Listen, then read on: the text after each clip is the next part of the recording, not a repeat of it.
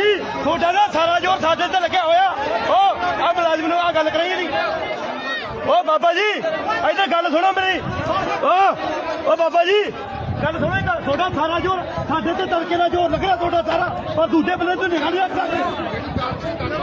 ਨਹੀਂ ਕੀ ਗੱਲ ਆ ਸਾਡੇ ਤੇ ਸਾਰਾ